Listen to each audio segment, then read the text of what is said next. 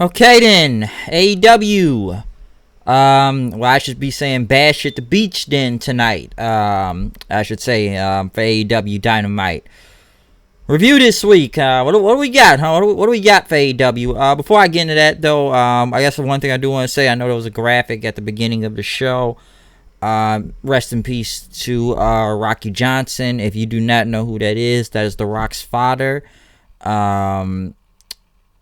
He was the I believe. Excuse me. I don't know a lot about Rocky Johnson's career or whatnot, but I just know that he was like the first ever black WWF tag team champions with Tony Atlas. I know he was inducted into the Hall of Fame. I think it was about 2008 if I remember. I'm not sure if please correct me if I'm wrong about that, but I think it was 2008 when The Rock inducted him into the Hall of Fame. Like I said, I kind of knew about this a couple of hours before the show too, but yeah, it's a very sad situation. Condolences to The Rock. I think he was 75 years old. He was, so it's no cause of, don't really know the cause or anything, but yeah, rest in peace, Rocky Johnson. My condolences.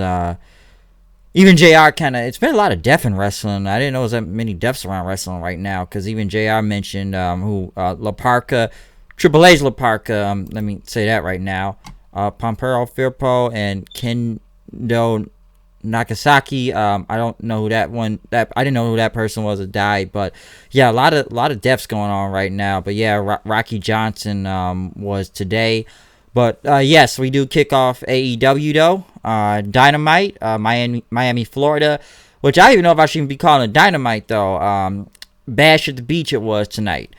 There's one thing I do want to say about Bash at the Beach. The set looked nice, especially how they did it back there in WCW, make it look like a beach setting with the beach balls, the surfboards, the sand. There's a girl in a lifeguard chair somewhere.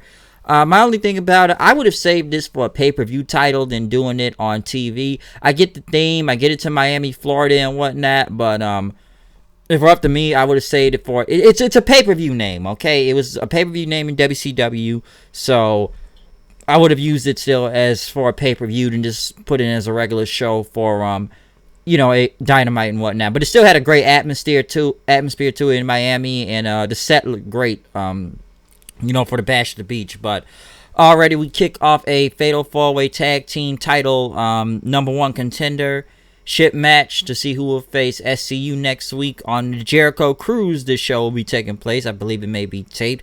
I don't think it's going to be live next week on Chris Jericho's Cruise, but at least it'll be nice to see how finally live. I think it was live last year. It wasn't live, but I know it was taped and played last year for ROH, but now, it's going to be on AEW Dynamite next week. I don't know when the cruise is or what day, but I don't think it's live, but we'll just see. I think it's going to be a taped show, but the Fatal 4-Way Tag Team title match, though, number one contender, I should say, Best Friends, Young Bucks, Proud and Powerful, LAX, whatever you want to call them, and Hangman Page and Kenny Omega.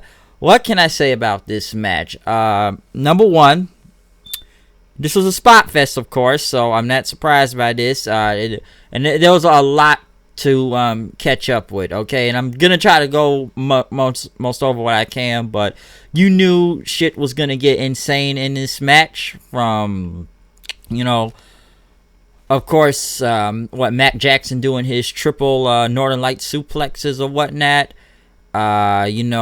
A lot of dives. One thing I did like was Proud and Powerful's combination moves.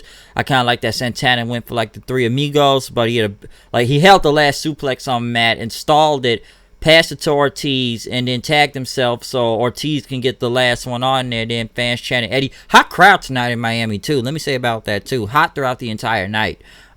Just a lot of crazy stuff throughout this entire match. Of course, they get a cutter and a moonsault on Matt Jackson. Another Matt come back with the spear and everything for the next tag. Hangman Omega going in out there. One thing I like was Omega going for that you can't escape. Hits the suplex, then hits the Hangman comes in with a standing moonsault and whatnot. And like I said, because Omega did the moonsault, then Hangman does like a standing one, and Omega goes back for a third one. multiple Snapdragon suplexes on the Bucks and the Best Friends to take them out. Also, of course, there was a big dive to the outside then where a lot of and whatnot, where everybody was standing there, and a big suplex from Trent and Mac Jackson through the top, from the top row, landing on everybody to the outside of the ring. The ref pretty much went to the ground when it was a double suplex, but next thing you know, it was a big suplex where all the teams are going to try to suplex each other. What happens next? Of course, Orange Cassidy comes in, which of course he's always going to get a pop, but he helped with the suplex, and then he was gone then. But Best Friends hit the strong zero on Omega, but Matt Jackson broke it up. The Bucks start going for super kicks on everybody then. Santana Ortiz pretty much come back and take Hangman out. Bucks once again come back with super kicks. They're about to go for the Meltzer driver, but Trent was able to take I think Nick out, pulling him back out of the ring and whatnot. Omega came back and everything. Pretty much the Bucks and them were left.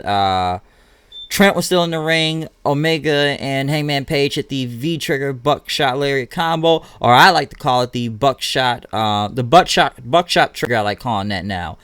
It's a cool looking finish, the double team to it, but if I had a combination name for it, I would call it the buckshot trigger. Or the V buckshot. I'm gonna stick with buckshot trigger. That sounds a little bit better. I don't want to say V buckshot. It doesn't sound cool enough. But overall, this was just an insane fatal 4-way tag match and whatnot.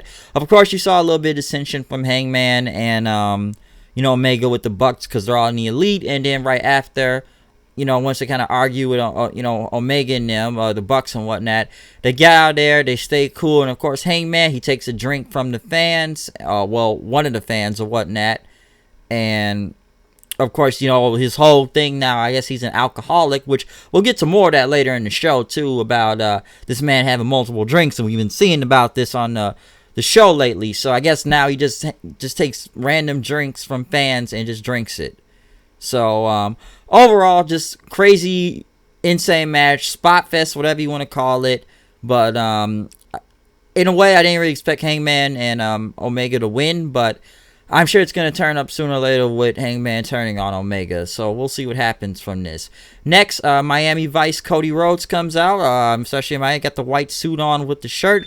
Like I say, he looks like a Miami Vice character. And he came out and talked about what happened last week. And he wanted to talk about the stipulations and everything. He comes out as self-righteous self, as he calls them. And that MJF wants a price for this match for Revolution. And it's pretty expensive. Which they showed on the screen that Cody must stay away from MJF until the pay-per-view. He must take 10 lashes live on TV, and he must be in a cage match against Wardlow. Cody pretty much talked about how, MJF wants to soften him up, and he's got his bodyguard and whatnot, Wardlow. He talked about, I've been in teams, I've been in factions before, Bullet Club, Legacy, several other things if I can name in that, or the tag teams. But he talked about Wardlow might end up being a shining star in the process, that one day he's gonna turn on him, that he could be carrying people's bags and whatnot, but it could be the other way around for MJF. But then he talked about taking the 10 lashes on TV. Why would he agree to this and everything? That his skin may bruise and whatnot, but he's not gonna break.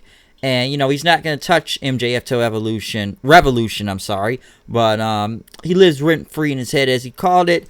And MJF is just a kid who his parents put on the Rosie O'Donnell show back then when he was 7 years old, and finally found something he was good at, because he was never good at anything else. Everybody wants to call him an old-school heel or whatnot, but he said he's just an excuse for being lazy. Less is more, less is more. But he's lazy, that's the thing, and he's incapable of being more.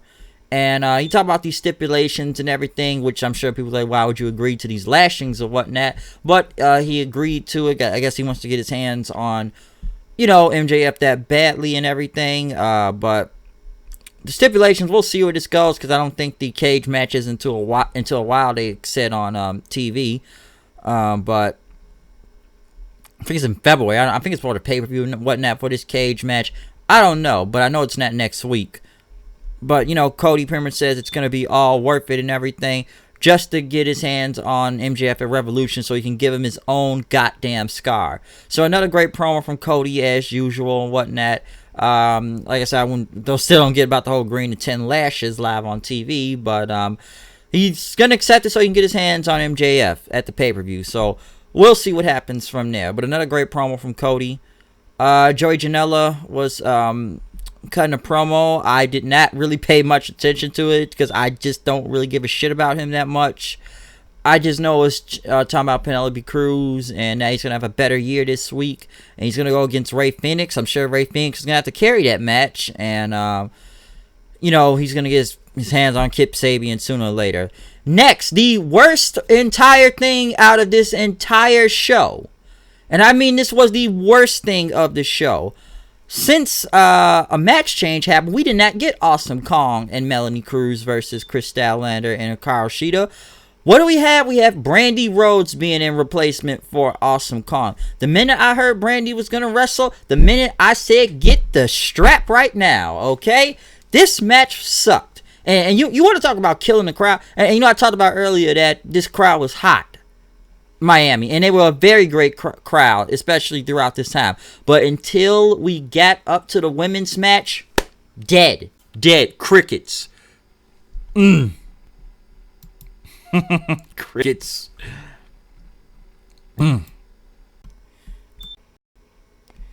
Sorry, camera got messed up, but crickets right there. Crickets.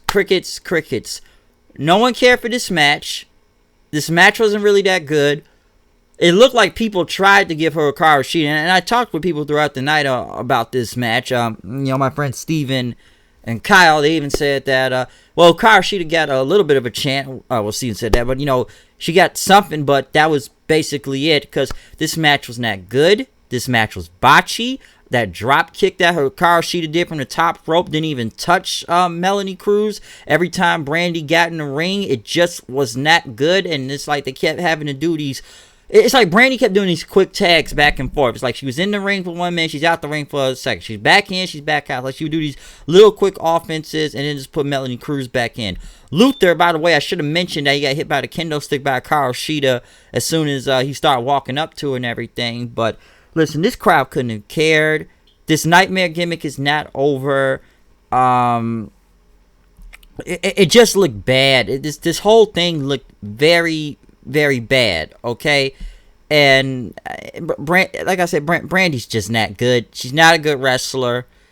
And I was just surprised when I said, I don't know what happened to Awesome Kong. I really don't. Awesome Kong must have got hurt or something. I don't know what's going on with that. But it's just, when Brandy was in that ring, it was just bad. Just a lot of, and this isn't even her, but I just saw botches from multiple people in the ring.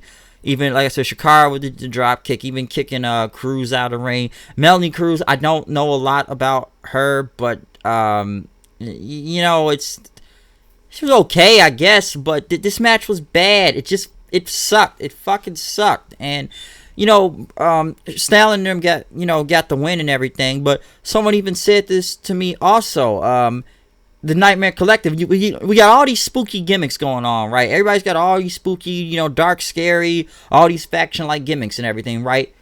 How are they all losing all the time? If they're supposed to be so big and bad, it's hard to take you seriously, and then you lose. So how are you even supposed to take... And listen, the whole Brandy Nightmare Collective thing is already a joke as it is anyway, but how are you even going to take this even more serious if they're losing right there? And who took the pin here? What was it, Statlander, I think it was? Or... That's down there. No, she had on Cruz there to get the win. So Statlander won with the whole Big Bang Power Driver, I think it's called. But no one cared throughout this match. It wasn't good. It sucked. It looked sloppy. This shit ain't over. Okay, like I said last week, the women's division is just very bad. This is like the worst thing. It's almost like every week now the women's division just continues to be bad. Listen, and I heard Kenny Omega's recent comments also about what he said about fans criticizing, the women's division, saying, well, I think he said what, that everyone was ignorant and they had no culture and everything, that we shouldn't be criticizing them. Isn't he the one booking this shit or something? Because I heard he was the one that was booking all the women, so. The fact that he kind of came back with that response, he can kind of go fuck off with that, really. This shit sucks, okay? It's not good. So, I don't, like I said, if he's really the one booking the women and everything, it's not good, man. This looks like shit. I wouldn't even be surprised if Brandy was booking the women in that. Okay, and I'm not saying she is, but that girl does have a lot of power in this company. Okay, well, whatever chief branding officer, I don't know how much she has, but she's got to be doing something to get this much TV time. Listen, we all know who her husband is, and why she has this much TV time. But God, stay out of the ring. Brandy's just not a good wrestler. Okay, she's not good. But overall, this match sucks. Thing. So once again, the women's thing, the whole women's division it's just a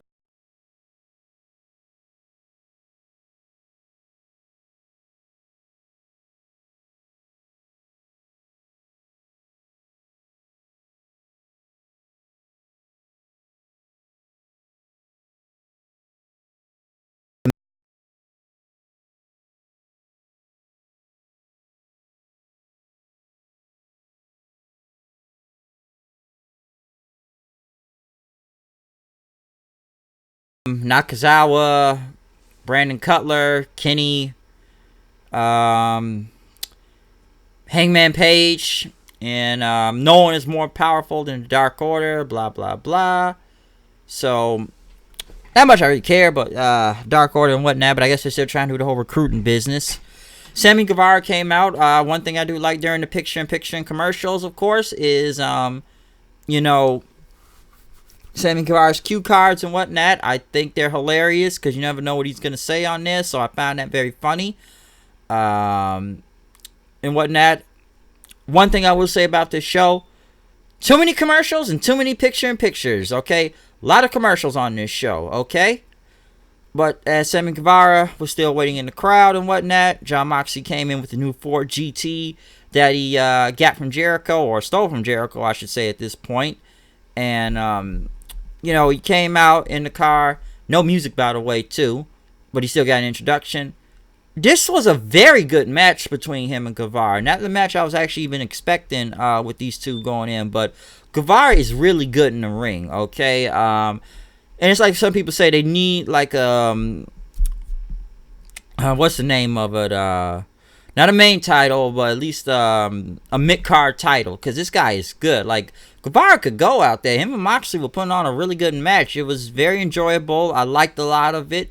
Even at one point, because especially with Mox trying to hit the Death Rider on apron and whatnot, still wasn't going. And even Sammy Guevara, because when they were going on the top rope for the Death Rider, Sammy Guevara pretty much hit a Spanish Fly going for the top rope, and everything. Mox ended up in a torture rack into the knee lift. Goes for like the Guevara goes back for like the GTS, like reverse GTS and everything, but Mox still kicked out, and as Guevara was gonna go something off the top rope, Mox ended up grabbing him, hit him with a sleeper hold or a rear naked choke, having him tap out. So Mox winning by a submission hold this time. But a very good match, though, between him and Guevara. Really enjoyed this one. Next thing you know, Jericho's music hits. The lights go out. Once they come back on, the entire inner circle is in the ring then. They start jumping Moxley in after that. As they hold him up then, Hager ends up kicking him in the nuts. And then after that, Jericho, he took one of the spikes from his jacket, which his entire jacket looks like a freaking weapon anyways, that can nearly kill someone and whatnot with all those spikes on there. But he pretty much took one of them and he stabbed Mox in the head with it, which it was really at his head. I know they kept saying it was his eye, they kept saying. Oh, he stabbed his eye, but I'm like, you sure you got hit in the eye? Because look at it the first time, he got straight hit up in the forehead. That's why I was wondering where the blood was at it several times, and there was no blood or anything. He got hit in the head. That's it. He just got hit in the head with the spike. But, medics came out, referees, big chant for Aubrey Edwards. Pretty much the inner circle, backed off then, but yeah. They stabbed him in the head, but very good segment, very good match. Puts heat on the heels, puts heat on the inner circle in general, and whatnot. So this was very good and everything. I'm sure people want to know why no one helped Mox or whatnot, but I don't know how many friends Moxie has in the back. But overall, good match, good segment, and then pretty much right after, I think they went to Jen Decker or whatnot that does the interviews, and they went to Jericho. Talking about this Mox's own fault. Hey, it's an eye for an eye, and we're going to do the same thing to Jurassic Express next week. And and everything. Sorry, not everything, but they're gonna do it to the Jurassic Express next week. And he said he would see Moxley later. Well, you're not really gonna see anything basically. And of course, Sammy Guevara, he's gotta hit on any woman that comes by. Pretty much told I think Decker hit me up and whatnot. So that was pretty funny. Next, the Butcher, the Baker, and the Candlestick Maker came out.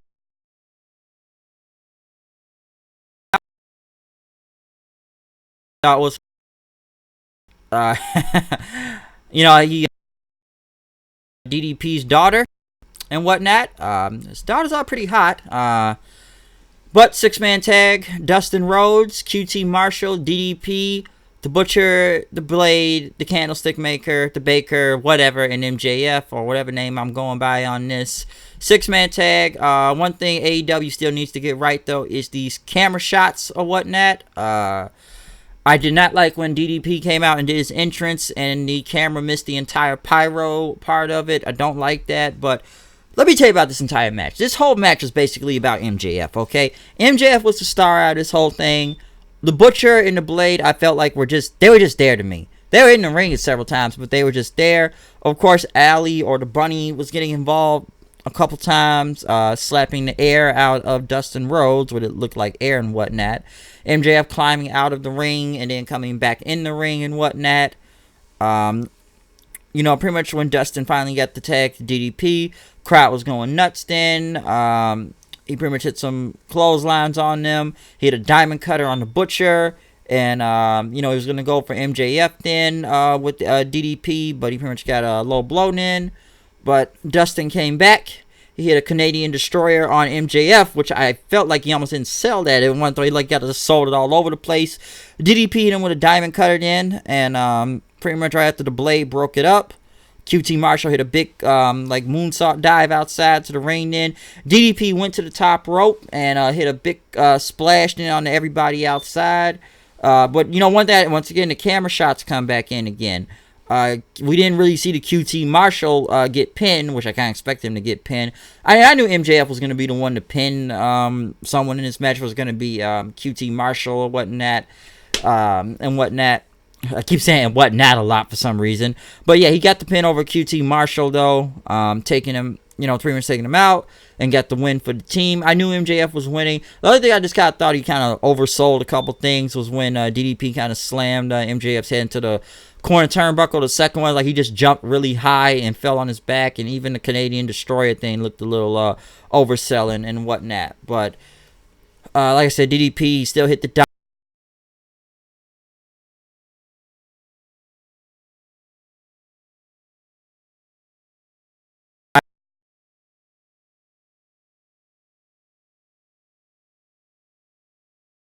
as soon as Cody that second week, and DDP killing both of those guys did not do them any favors either by getting diamond cuttered. Okay, they're basically buried at this point. I don't think people give a shit about them in general. I thought they could have really been something if booked right, but they ruined that after the first week. Okay, but the crowd was hot for this match. The crowd was very hot for DDP, especially for a diamond cutter. Listen, I don't really know how old DDP is, but hey, the guy, just for coming back again, the guy can still go, and he proved himself out there, okay? So, DDP, he still got it. But, main event time, Pac versus Darby Allin. Very good match. Darby Allin can take a beating out there. I will give him that. Especially what Pac was doing to him. But Allin was coming back with some big moves on Pac, especially those dives he does. Pac even catching Darby Allin there at one point, pretty much taking his head and slamming into the ring steps. Powerbombing into the ring steps also, even going back into the ring then. Of course, Darby, like, he was bleeding at several points, like his arm and I think near his head. Like I said, the guy was taking a beating out there, okay? When they went to the top rope, though, Pac was going for something, but Darby got the crucifix bomb and whatnot. Pac was able to pretty much get out of the way so he could not get pinned. Darby Allin hit a coffin drop to the floor on Pac outside. Ref starts counting to 10. Pac went back for him again, but Allin got him back with a stunner and then hit him with a code red. Still, Pac kicked out. He went back outside. Allin had a baseball kick on him then, but Pac caught him and pretty much kicked him in the face. clothesline them for the ring, and then pretty much they start reversing a couple times with the pins or whatnot. Darby was going to go for another coffin drop, but Pac got him with a German suplex then. Very big German suplex after that, and hit him with a Liger bomb. That power bomb looked kind of deadly, though, I will say that, the Liger bomb. And Allen pretty much went to the top rope. Pretty much Pac was able to knock Darby Allin off the top rope with some headbutts. Black Arrow won the match. Tony Schiavone came in pretty much asking him what's next. He says, you know what, since Mox is incapacitated right now, he forfeits, okay? And he told Jericho he's coming for him. He wants that title shot since he is the number one contender then. Mox, they pretty much went to the camera backstage. Then Mox, he came out of the ambulance with blood coming, wiping the blood from his face because he had an eye patch on. And he said, oh, no, I'm not going to go down like that, okay? I don't care if I'm blind in one eye. I'm going to kick your ass next week, and I'm going to still have my title shot, okay? And whatnot. So next week, well, not next week. Is it next week? But I guess it is next week, this title match on the cruise or whatnot. But, yeah, Pac versus Moxley next week is going to be big, especially now fighting for the title shot and whatnot. But we will see what happens from this. I think it's going to be a big match. I don't know how this is going to work on Jericho's cruise next week, but I'm sure TNT is going to do a lot for that. One thing I also forgot to mention before I do in this review, though, the new television deal with TNT, I guess, is going to be on the next 4 more years. I'm not really surprised by this or whatnot. I didn't think they were really going to get kicked off TV or anything. So the TV deal is good for them. I don't really know how much money is involved. I heard it was a lot of money for this new deal, especially going into 2023, 24 or whatnot. But we'll see what happens with this TV deal. But hey, they're still going to be on TNT. But it's like someone told me tonight, though. They better hope the ratings go up during this time span, or it's let's see how long that TV deal lasts. Because, hey, y'all still ain't even in a million. Y'all like 700,000, 800,000 right now. We ain't even fighting for millions in this Wednesday Night War. We fighting for thousands here, it looks like, instead of millions. TV deal, I'm not really surprised by this. I kind of figured it was going to get extended anyway, so I'm not surprised. But other than that, though, I think this was a way better show than Dynamite last week for several reasons, because I just didn't like the show last week. And of course, the worst thing on here again was the women. Again, it was shit. It was bad. I wouldn't even say second week in a row, but the women's thing was the worst thing in the show. Everything else I thought was great, or was way better. If you like the Fatal 4-Way, yeah, it's a spot fest, but it was a still fun, wild, chaotic Fatal 4-Way tag team title shot thing. One thing I kind of forget to mention also was with SCU in the back being interviewed, and then Hangman Page, the man always got a drink in his hand, so he's either drunk or alcoholic, as some people say. And Omega says we're gonna keep this like a gentleman's challenge next week, so we're gonna do that. But other than that, though, I'm trying to see what else is good.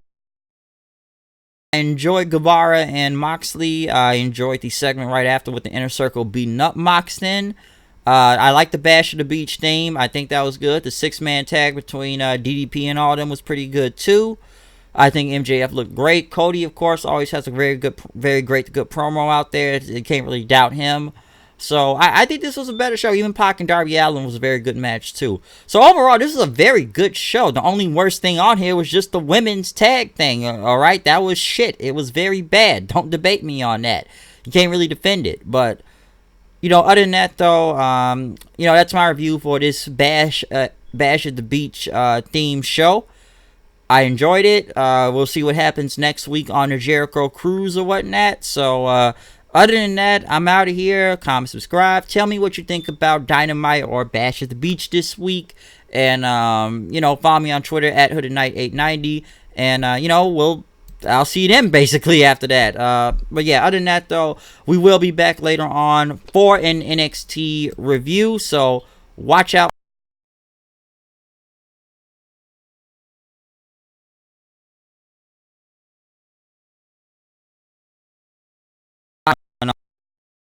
And whatnot.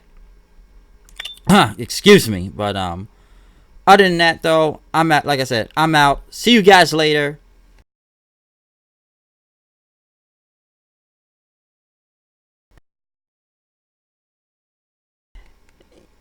You know, we'll edit this last part out. Just do the camera.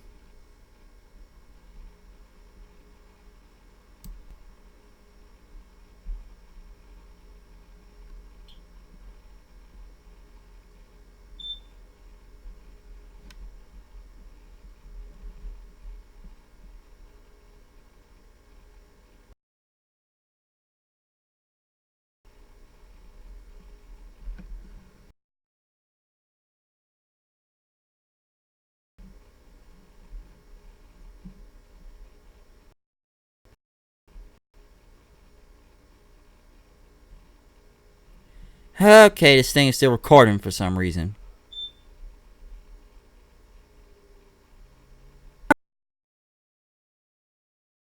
I'm gonna have to edit that out.